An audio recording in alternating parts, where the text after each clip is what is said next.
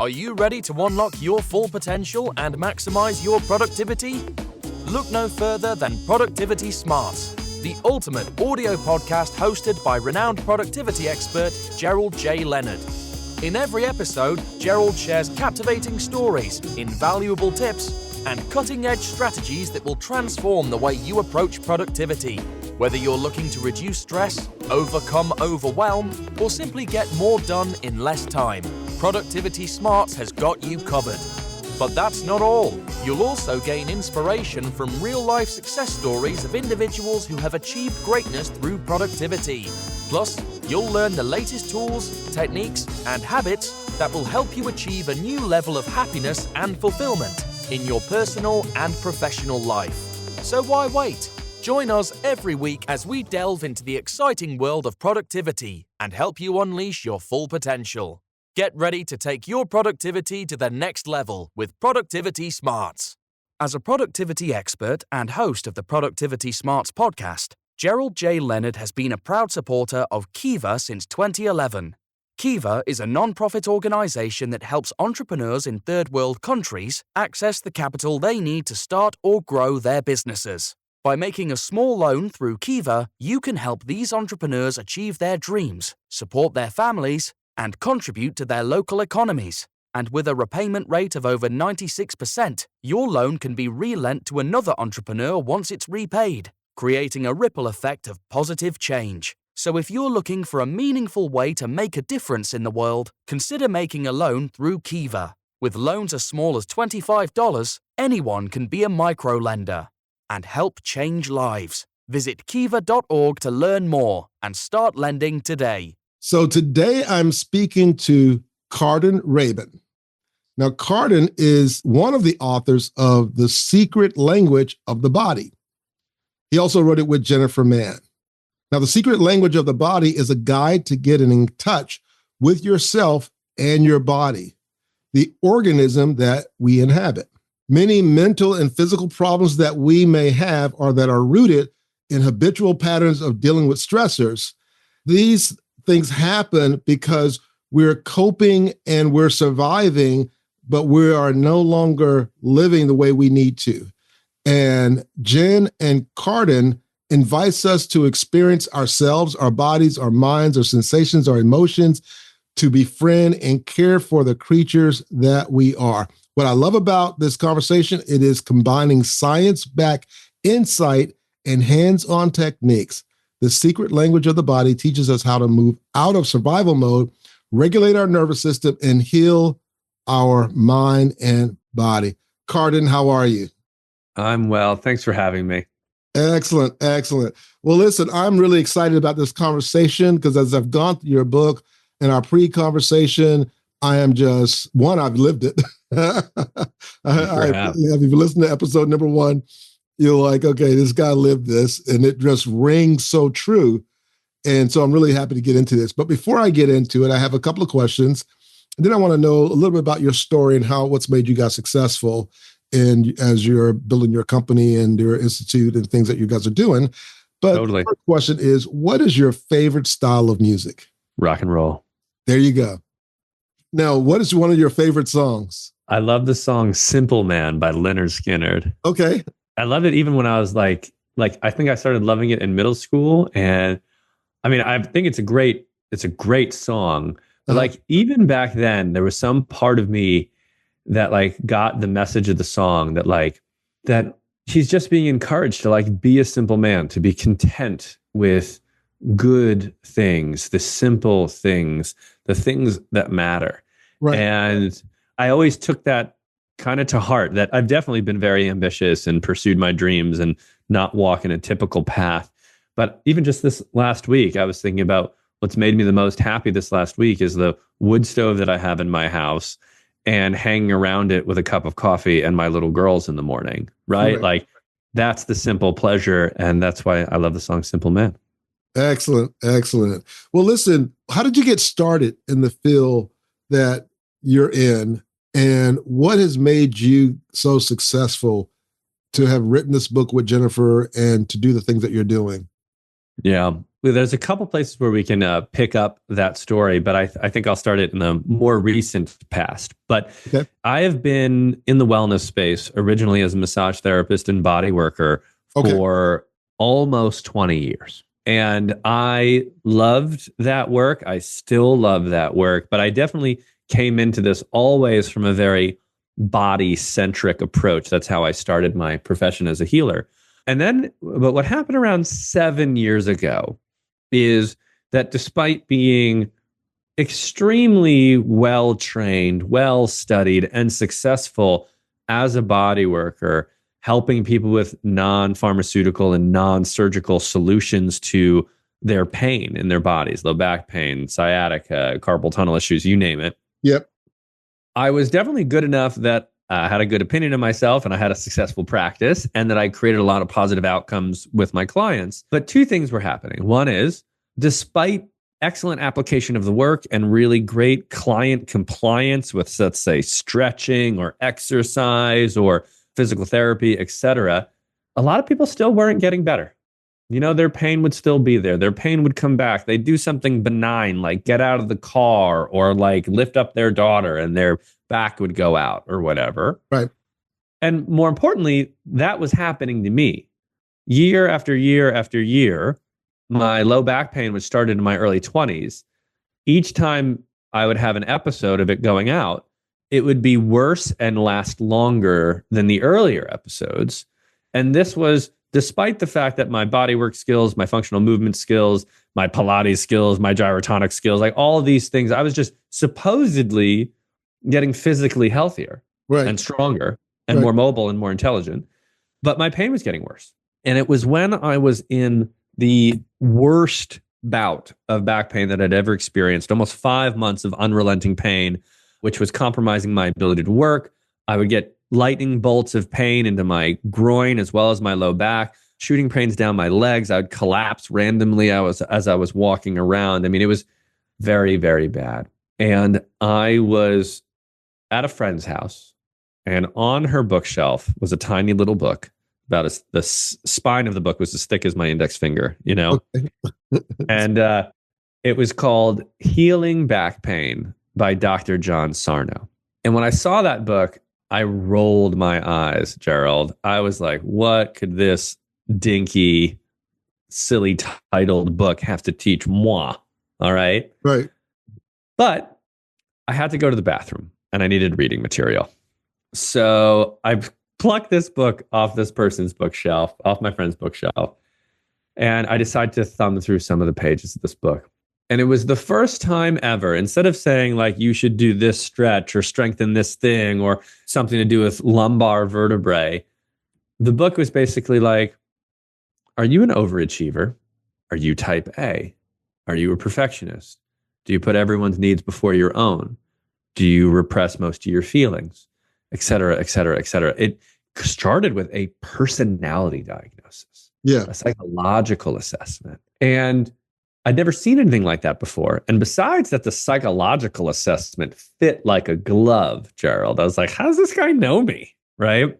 This physician demonstrated that the correlation between these psychological and personality attributes in chronic pain were infinitely higher than the correlations between orthopedic findings in chronic pain. Wow. And that a different way, the conventional structural diagnoses in which we make pain assessments are outrageously wrong and inconsistent and scientifically not sound. But these psychological and emotional correlations are much higher. And it blew my mind.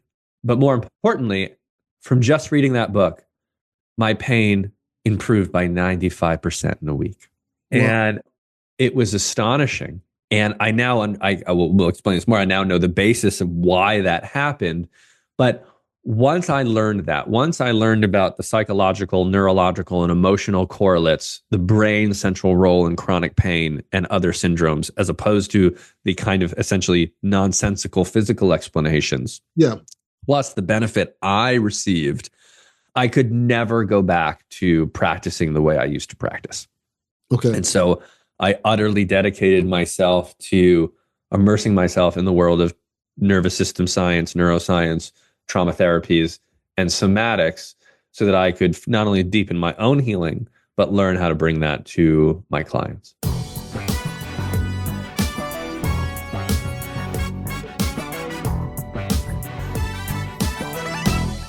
Right. Right.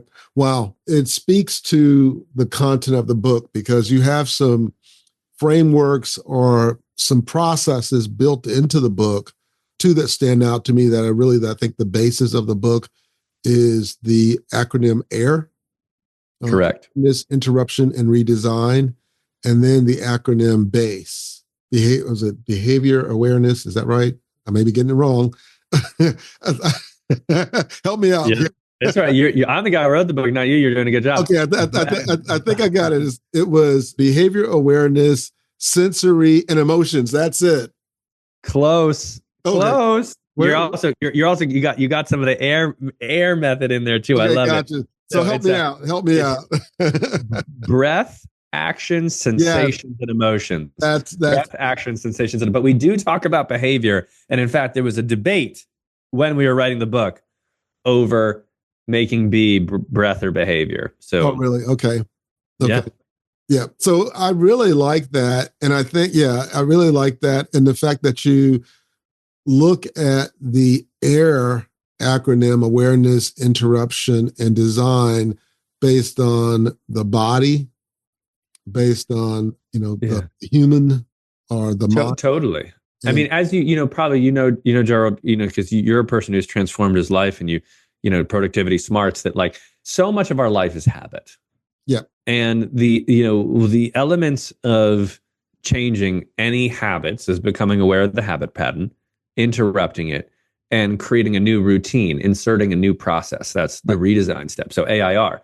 But usually we're aware of our habits externally only in terms of behavior, such as eating habits, exercise habits, procrastination habits, work habits, these kinds of things. And when we can see them externally, either ourselves or with a little bit of help, it's not uncommon for people to be like, oh, that makes sense. I can change this. Yeah. What people don't realize is that the same phenomenon applies to how their brain and nervous system through their body is responding to their entire life. Yeah. And so in so many ways, awareness, interruption, and redesign, the AIR approach is about taking the science, the neuroscience of habit change into your very original programming. Gotcha. That makes a lot of sense. So let me ask you this question. And this is, again, I focus on productivity. So let me ask it around this area. How does an unregulated nervous system, someone who's not paying attention to their nervous system or what's going on, impact productivity? And what are some of the common signs that someone's nervous system might be dysregulated in a high-performing environment? My first answer to that is that over short periods of time, and that might be days, months, or for some people, even years, folks can support and leverage a dysregulated nervous system to be productive until that strategy catastrophically fails. Exactly. Right. And so that's the first thing I'll say is that most people actually in our modern world, especially life hackers, right? I'll put this in context here. Most people, they learn skills to become more efficient and get more done, but they don't then use the benefits of that efficiency to seize back time for themselves, for leisure, for recreation, for self-care. They just use the time that they yielded back to demand more output from themselves. And they actually are 1,000% complicit in their own exploitation. And that creates basically an extreme state of dysregulation where, guys, dysregulation means that your nervous system is in some kind of survival pattern. Yep. In this case, the in overproductivity, we're usually in a sympathetic response, a fight or flight response, and we're there all of the time. And the way we then metabolize or deploy that excessive survival energy is in getting shit done, which makes us look extraordinarily high performing.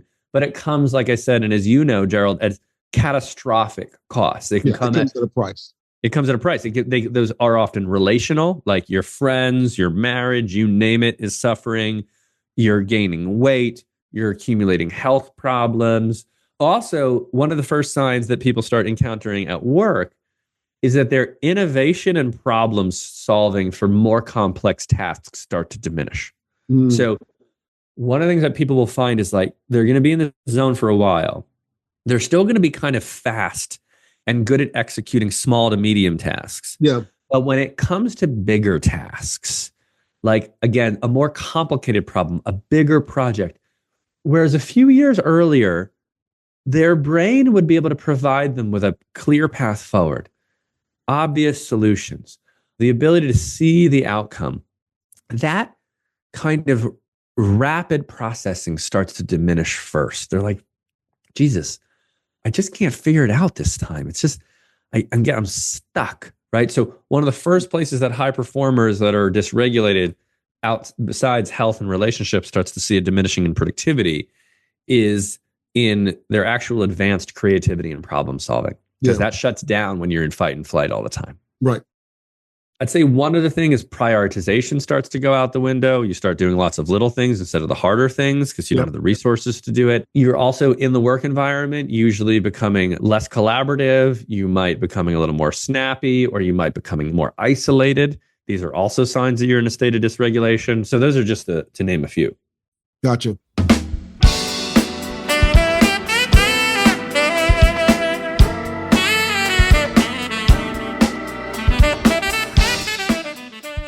So let me ask you this then. In the book, you guys emphasize this connection, which is very true, right? It's the connection between the mind, the body, and the nervous system. And I think it's, as I've learned, it's so much more connected than we could ever imagine.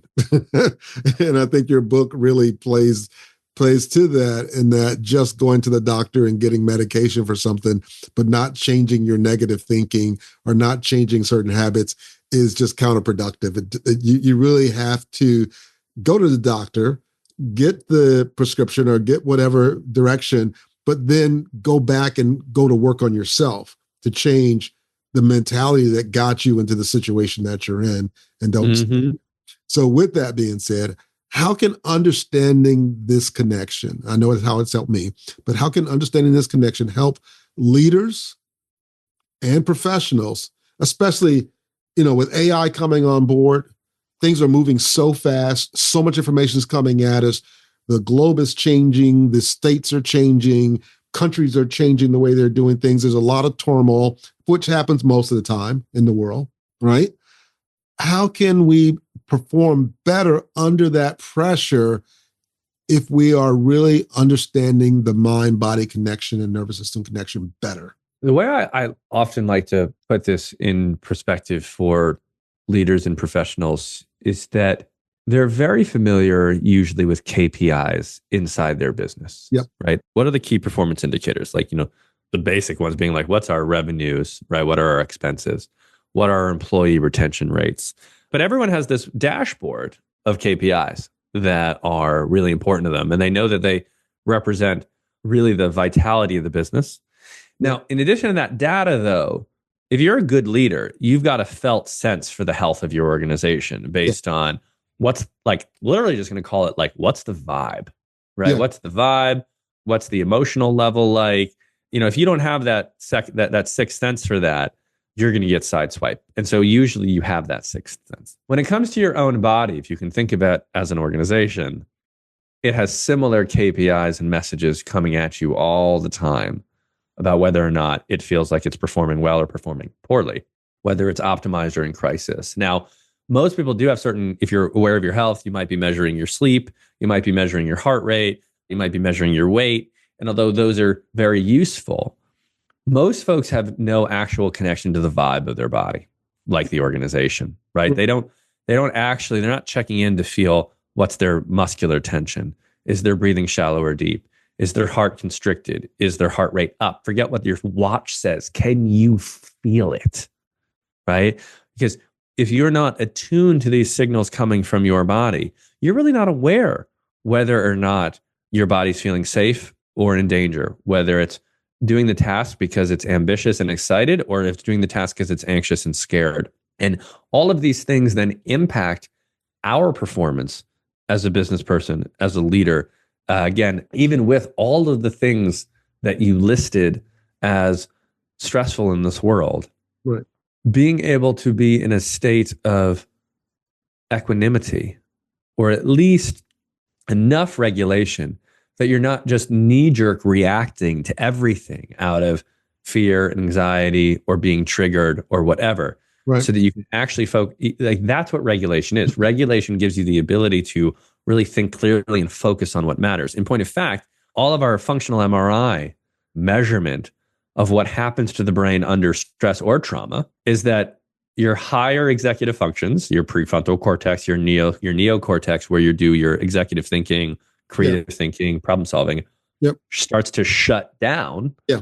And what turns on instead is your amygdala and your HPA axis, which is basically your old lizard survival brain, Right. which might have been useful on the savannah, or if you're, a stalker's coming after you, but it's not useful when you're trying to deal with the implications of AI for your business, right? So that's the reason to do this work. Yeah, that'd be my answer there for that. Yeah, it's interesting because I call it amygdala hijack, right? And it's when we get hit with such a nervous jolt of fear, whether it's, oh my goodness, did I write that properly? Or is the project going well? Or did I budget for that?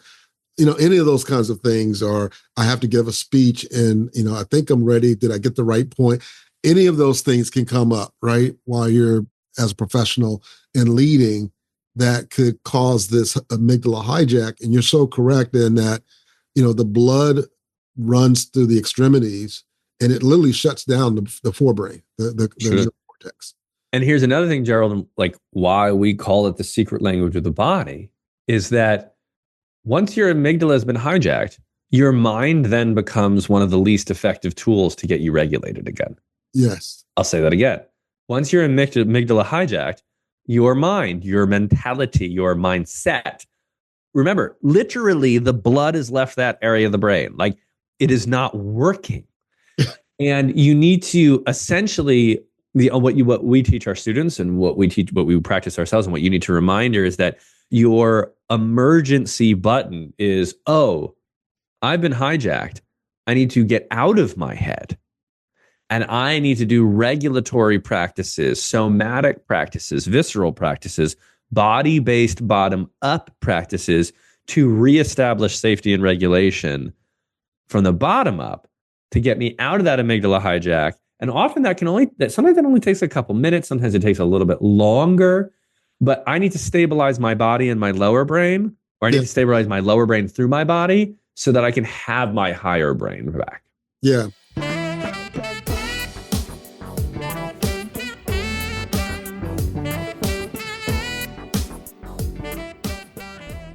What was interesting for me when I had the vestibular imbalance or the vertigo situation, and it left me with that vestibular constraint, I call it. I don't call it a disability because words create our worlds, right? So I call it a constraint, was that I started learning about kinesiology, the body and movement. And then I ran across, and I'm not sure if I knew about it beforehand. I don't think I did, but it's the idea of brain gyms. These body movements that you can do to regulate or basically reactivate. And what got me interested was when I went through vestibular therapy and I was still at the point where I could barely walk. They would tether me in like this little jumpsuit, if you will, of ropes to the ceiling. And they would have me walk and do these different exercises. And they did that so I wouldn't fall. You're right. In a slightly different scenario, Gerald, you could have been like Tom Cruise in that first Mission Impossible, right? You should just tell people that's what you were training for. But that wasn't the case. That's a good one, but that wasn't the case. But what was interesting is that all of the therapists were PhDs in neuroscience, right? Because they were dealing with my brain. But yet they used my body to rewire my brain. Amazing. And I was like, wait a minute, what? Like, okay, you want me to walk and turn my head and look at the board and call out these numbers, and that's going to rewire my brain? They're like, yeah, the body will rewire certain body movements that you do will rewire your brain. So it leads me to, the somatic activities that you're talking about, that when you are seeking to be healed, right, and regulate, what are three actionable strategies that someone can do even at their desk or at their office if they find themselves in this hijack manner, getting ready to go to a meeting and they feel hijacked?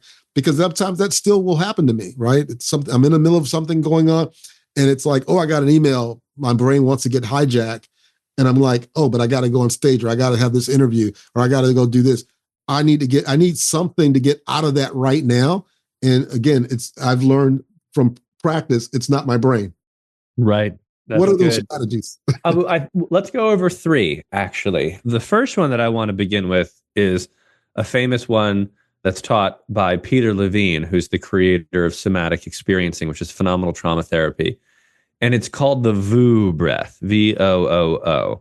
Okay. And the way it works is kind of like if you've ever done an Om before, where you take a full in breath and then let out over a long period of exhale, the Om sound.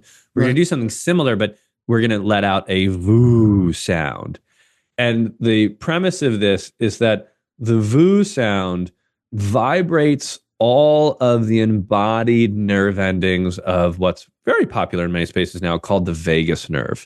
Okay. And the vagus nerve is sort of known for its regulating capacities, its impact on our parasympathetic nervous system, which is our rest and digest nervous system. Right. And the majority of the nerve fibers in the vagus nerve go up to the brain rather than from the brain down to the body. And it just so happens that when you physically stimulate a nerve, you create electrical activity in that nerve, and it sends good messages. Right. So that's what the VOO does. And so we'll try that together. We're just going to simply sit comfortably. We're going to take a nice full inhale.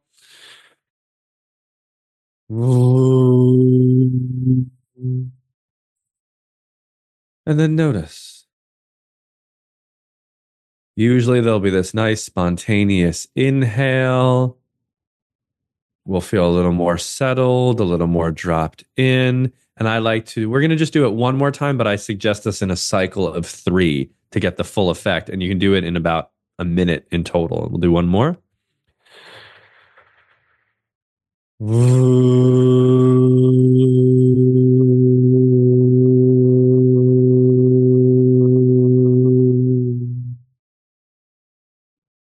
Gerald, you notice anything? I do. I can, since I've been doing this work, I never thought about chi or the body energy, but since I've been doing it and meditating, I can definitely at times like meditate or kind of just get quiet, and I can feel the energy in my body, like especially in my hands as a wave, or in my gut, right? My lower gut below my belly button, I can feel like like an energy that's going on there. And so when I did the VOO there, I just, I could feel the energy in my body kind of like settling, right? And kind of focused. Terrific.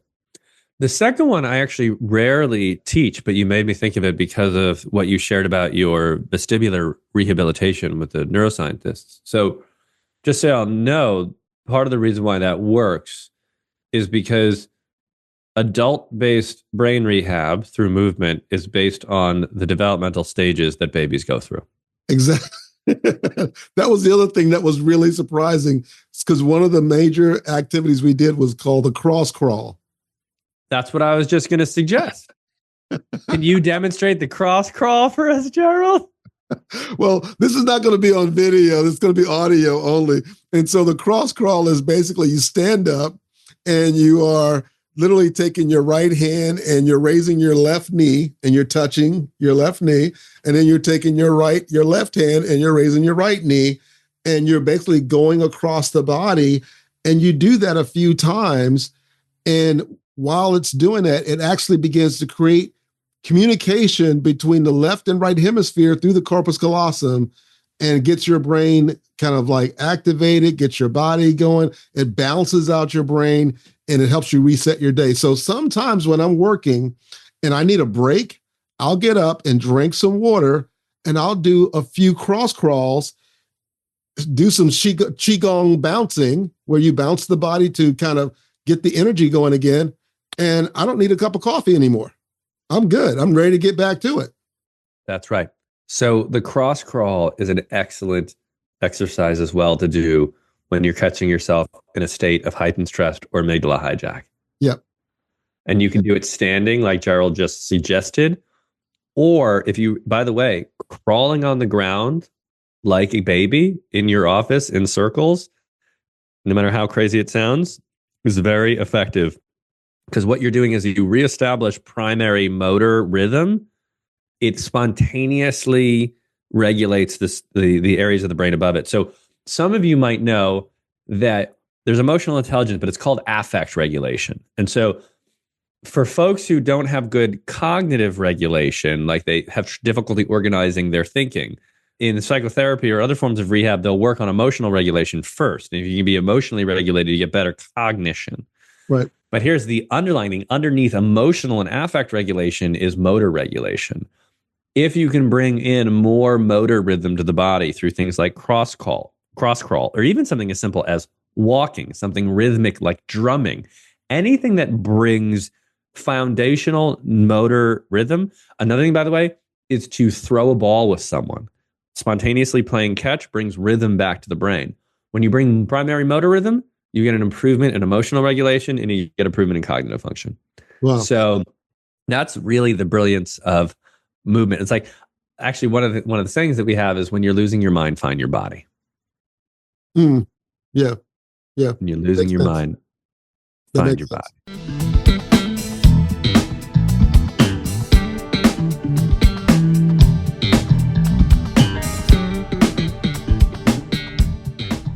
Yeah. And it was interesting, in the past, I would have thought that if you're going through something stressful, then you talk yourself through it, you breathe. And I know that breath work does kind of help with that as well.